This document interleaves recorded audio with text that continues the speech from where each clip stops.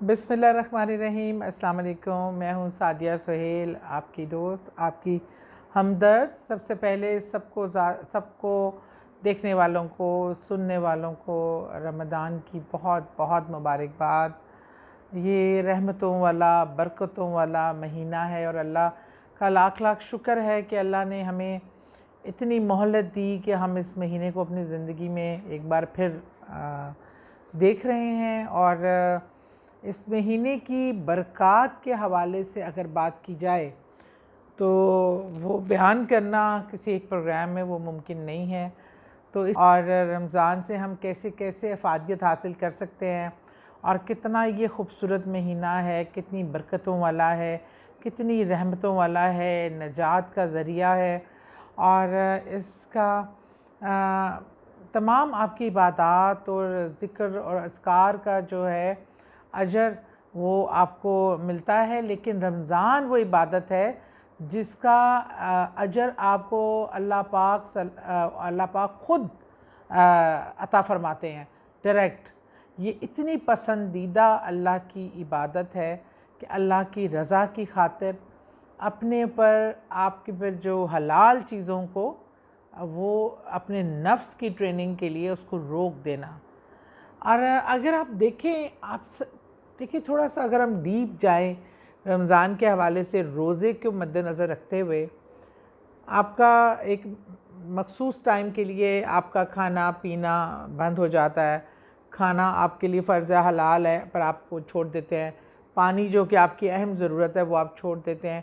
ऐसे दुनियावी कई काम जो आप नॉर्मल हालात में कर सकते हैं पर रोज़े की हालत में छोड़ देते हैं। तो ऐसी क्या वजूहात थी, ऐसी क्या रीज़न्स थी कि अल्लाह ने इस इबादत को हमारे लिए बहुत पसंद फरमाया और बहुत ही इसकी इफ़ादियत बयान फरमाई। मैं इसको, क्योंकि मैं आपको बारहा कहती हूँ कि मैं कोई इस्लामिक स्कॉलर नहीं हूँ, मैं कोई आलिम दीन नहीं हूँ, मैं एक आम सी इंसान हूँ और मैं वो बातें जो मैंने ज़िंदगी में सीखी हैं या समझी हैं वो मैं आपके साथ शेयर करती हूँ। इसलिए आप मेरे किसी भी बात को या जो मैं आपसे गुफ्तगू करती हूँ मेरी, उसको आप किसी आलिम के साथ या स्कॉलर के साथ कभी भी एक कंपैरिजन ना करें। मैं एक महदूद इल्म रखने वाली एक आम सी इंसान हूँ। अगर मैं अपनी पॉजिटिव चीज़ें में जो समझती हूँ कि हम शेयर करें एक दूसरे के साथ तो इसमें पॉजिटिविटी बढ़ेगी, एक नॉलेज का ट्रांसफ़र होगा। एक जैसे किसी ज़माने में एक एजुकेशन सर्कल्स होते थे, उसमें इकट्ठे लोग बैठते थे और बस तालीमी को एक मौजू ढूंढ लेते थे और उस पर गुफ्तगू होती थी। हर इंसान अपनी अक्ल और समझ के हिसाब से उसमें कंट्रीब्यूट करता था। उससे ये होता था कि अगर कोई चीज़ मेरे इल्म में है तो और वो मे बी आपके पास ना हो, और जो आपके पास है वो मे बी मेरे पास ना हो, तो वो हमारे पास नॉलेज का तबादला होता था। इससे फिर हमें एक दूसरे से सीखने का मौका मिलता है। तो ये बिल्कुल उसी तर्ज़ में मैं आपसे गुफ्तगू करती हूँ। आपको मेरी बातें अच्छी लगती हैं तो मैं फिर और बात करती हूँ कि हम आपस में एक दूसरे के साथ नॉलेज का तबादला कर रहे होते हैं। मैं जब कोई वज़ाइफ जो मुझे पता है या मेरी नॉलेज में होता है या मैंने प्रैक्टिकली देखे होते हैं उनके समरात, उसके जवाब में अक्सर कमेंट्स में लोगों ने ख़ुद भी मुझे वज़ाइफ बताए होते हैं जिससे मेरे इल्म में इजाफ़ा होता है। तो मैं ये समझती हूँ ये वो एक नॉलेज एक्सचेंज हम एक करते हैं एक तरीके से, क्योंकि अब दुनिया ग्लोबल विलेज है। हम इस छोटी सी मशीन के थ्रू एक दूसरे से मुखातिब हो सकते हैं, एक दूसरे के साथ इजहार राय कर सकते हैं। आपको मेरी राय से इख्तलाफ भी हो सकता है और इस तरह, लेकिन एक दूसरे की कम से कम हम नॉलेज ट्रांसफ़र करते हैं और आपके जवाब की सूरत में मुझे भी मेरी भी इल्म में इजाफ़ा होता है। तो मकसद ये है कि मेरी कोई बात हरफ़ आखिर नहीं है, मेरी कोई बात ऐन दीन के ताबिक किसी स्कॉलर या मजहबी आलिम के साथ आप प्लीज़ कंपैरिजन ना करें। I am a very ordinary person, मैं ये बारहा कहती हूँ। इसलिए मे बी मेरा हुलिया उस हिसाब से ना हो, क्योंकि मैं ख़ुद अभी मुकम्मल स्टूडेंट हूँ, सीखने के अमल से हूँ। मे बी आपको, क्योंकि और दूसरा ये कि मैं उस चीज़ पे बिलीव करती हूँ कि जो आप ज़ाहिर और बातिल आपका एक होना चाहिए। अब दुनिया को दिखाने के लिए एक तरीके से हों और वैसे आप अलग हों तो ये मुनाफ़क़त है और मुनाफ़क़त अल्लाह को बिल्कुल पसंद नहीं है। हम रमज़ान की बात कर रहे थे मैंने जो रमज़ान के तिब्बी फ़ायदे हैं वो बेशुमार हैं, और उसके अलावा जो रूहानी इसके फ़ायदे हैं, मैंने ये सोचा कि इस बार हम जब बात करेंगे, आपको वज़ाइफ भी मैं बताती रहूँगी, दुआएं भी हैं और तमाम चीज़ें, लेकिन इसके इन दोनों फ़वाइद पे भी बात करेंगे कि मेडिकली फ़िज़िकली हमें रोज़ा रख कर जिस्मानी तौर पे हम क्या फ़वाइद हासिल करते हैं, दुनियावी तौर पे क्या फ़वाइद हासिल करते हैं, और रूहानी तौर पे क्या फ़वाइद हासिल करते हैं। तो हमारी जो भी इबादत है, इस्लाम क्योंकि बिल्कुल एक कंप्लीट नुस्ख़ा हयात है, दुनिया का भी और आखिरत का भी, इसमें तो कोई दूसरी राय नहीं है। कुरान पाक एक ऐसी किताब है जिसमें जिसको अपना के आप अपनी दुनिया और आखिरत सब चीज़ों को बेहतरीन तरीके से गुजार सकते हैं। हमारा मज़हब वो नहीं जो सिर्फ़ आपको रूहानियत की तरफ ले जाए और कहें दुनिया छोड़ दें, हमें दीन और दुनिया साथ लेके चलना।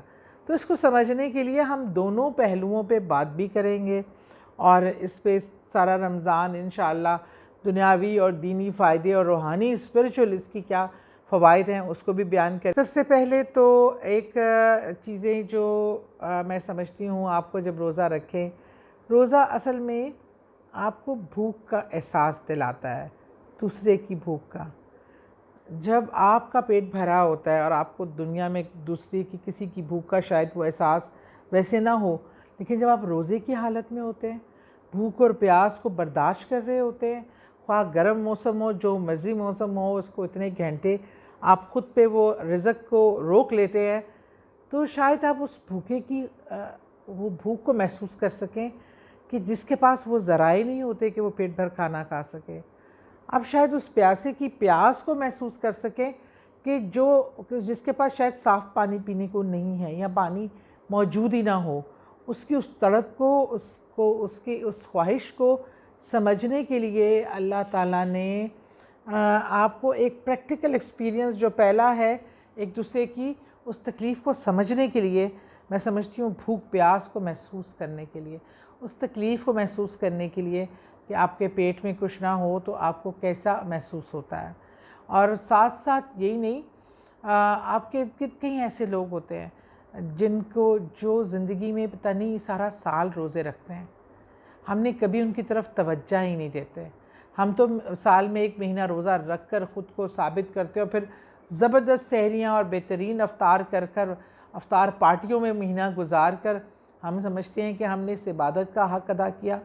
सबसे पहले तो रोज़े में उस भूख को महसूस करना जो आप शायद साल में एक बार और कई लोग पूरा साल महसूस करते हैं, हमें वो महसूस करना इंतहाई ज़रूरी है। और इसके लिए ज़रूरी है कि जो अल्लाह ने हमारे हिस्से का रिज़्क़ है उसको हम पे वाजिब है कि हमने इर्द गिर्द लोग जिनमें रिज़्क़ की कमी है उनमें वो तकसीम करके खाएं और उनकी भी जो जायज़ ज़रूरियात और ख्वाहिशात का ख़याल रखें। और दूसरा ये, मैं ख़ुद क्योंकि 1-2 चीज़ें हैं, ब्लड प्रेशर, शुगर, इन चीज़ों की पेशेंट हूँ, और अक्सर लोग उज़र करते हैं कि हमें ये बीमारी है तो हम रोज़ा नहीं रख सकते, वो बीमारी है। लेकिन मैंने प्रैक्टिकली मेरी लाइफ, आप लोगों को पता है मेरा बाउल सिस्टम आर्टिफिशियल है, मेरी बेशुमार कॉम्प्लिकेशंस हैं लाइफ में फ़िज़िकली, लेकिन रोज़े की हालत में मैं ख़ुद को सबसे ज़्यादा चुस्त और तंदुरुस्त महसूस करती हूँ, क्योंकि आपके बॉडी को जब आपके ऑर्गन को एक ब्रेक मिलता है खाने का, जो निज़ाम हज़म चलाने का, और हम फिल करते रहते हैं उस जिस्म को, पेट को और अपने मैदे को ना रेस्ट का टाइम देते हैं। जब इसको उस टाइम जो है जो उसके वो ऐसे टॉक्सिस हैं जो नुकसानदेह होते हैं, रोज़े की हालत में जब फाका आप करते हैं, आपके पेट को आराम मिलता है, आपके मैदे को आराम मिलता है, आपके ऑर्गन्स थोड़ा सा रिलीफ़ होते हैं, तो वो नेगेटिव टॉक्सिस जो हैं वो भी आपकी बॉडी से रिलीज़ हो जाते हैं और वो आपको बेहतरी की तरफ हल्का फुल्का महसूस होता है, भारीपन नहीं होता। लेकिन रोज़ा खोलते ही अगर हम मुरगन खुराक खाएंगे, चीज़ें खाएंगे, तो वो जिस्म के ऊपर बहुत ज़्यादा भार आ जाता है। रोज़े की अहमियत समझने की ज़रूरत है। अगर हम रसूल करीम सल्लल्लाहु अलैहि वसल्लम की अस्वा हसना को गौर करें तो आप सहरी और अफ्तारी बहुत ही सादा और कम क्वांटिटी में ख़ुराक आप लेते थे। कभी आपने खजूर से भी रोज़ा रखा या खोला, नमक का इस्तेमाल भी किया, खाली पानी का भी किया। आप खुराक को हम इस तरीके से आप सल्लल्लाहु अलैहि वसल्लम खाते थे कि ज़िंदा रहने के लिए आपको वो खुराक ज़रूरी होती है। खुराक के लिए जो ज़िंदा रहना हम जैसे लोगों का जो एक शौक़ है, आप वीकेंड्स देख लें, आप सहरियाँ अफ्तार देखें, आपको सारे होटल बुक मिलेंगे। सहरी की बुकिंग्स हो जाती हैं, अफ्तारी की बुकिंग्स हो जाती हैं, लेविश खाने। ये मकसद नहीं है रोज़े का। रोज़े का मकसद है रूह की सफाई। रोज़ा रमज़ान जो है वो रम्ज़ से निकला है। रम्ज़ का मतलब होता है जला देने वाला, और वो क्या जलाता है? ज़मीन से लेके आसमान तक जो नहूसतें, जो बुराइयाँ, जो तकालीफ़, जो मसाइल होते हैं, वो उसको रोज़ा रख कर इस इबादत को सही मायनों में आपकी आँख का रोज़ा, आपके कान का रोज़ा, आपकी ज़ुबान का रोज़ा, आपके जिस्म के एक एक हिस्से का रोज़ा, आपके दिल का रोज़ा, आपकी नीयत का रोज़ा। और अल्लाह की रज़ा की खातिर आप जब अपने पर हलाल चीज़ें हराम करते हैं तो इस इबादत का अजर आप तसव्वुर ही नहीं कर सकते। असल मकसद अगर हमें इस रमज़ान के फ़वाइद लेने हैं और दुआएं कबूल करवानी है तो हमें इस रोज़े की इबादत को समझना होगा। और ख़ाली भूख प्यास को रोकने का नाम रोज़ा नहीं है, ये नफ्स की ट्रेनिंग है। वो नफ्स की वो ट्रेनिंग है कि जो चीज़ पर आपका इख्तियार हो, आप खा सकते हो, आपके सामने मौजूद भी हो और तलब भी हो, लेकिन आप अल्लाह की रज़ा के लिए रुक जाएं। इसी तरह जब आपका ये नफ्स ट्रेनिंग करता है तो हम ऐसे बहुत से गुनाहों से भी ख़ुद को रोक सकते हैं, झूठ से भी रोक सकते हैं, मकरोफ़रेब से भी रोक सकते हैं, रियाकारी से भी रोक सकते हैं, बदफ़ाली से भी रोक सकते हैं, बददियानती से भी रोक सकते हैं। तो हमें आपको ये समझना है कि हमने रमज़ान को हकीकी मायनों में अगर आप रोज़ा सही रख लें और उसके तमाम जो TOR हैं और जो इसके प्रोटोकॉल्स हैं जो अल्लाह को पसंद हैं वो अपना लें, तो आपकी तमाम दुआएं भी कबूल होंगी, आपकी बातें भी कबूल होंगी और आप ऐसे साफ़ सुथरे अंदर और बाहर से हो जाएंगे जैसे कि एक नौमौलूद बच्चा।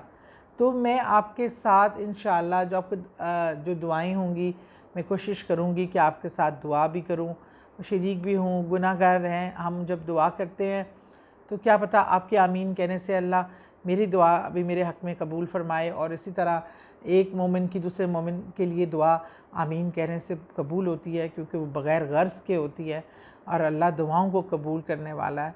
रोज़े की पर हम डेली बात करेंगे और रोज़े की अहमियत हम डे बाय डे एक सब्जेक्ट चूज़ करके मैं इंशाअल्लाह आपसे डिस्कस करूँगी। कोई सवाल हो तो उस हवाले से आप बात करना चाहते हो तो प्लीज़ आप ज़रूर शेयर कीजिएगा। आपका जो फ़ीडबैक है वो मेरे लिए बहुत इम्पॉर्टेंट होता है और मुझे आसान होता है उस पर फिर बात करना भी। बहुत शुक्रिया, खुश रहें, आबाद रहें।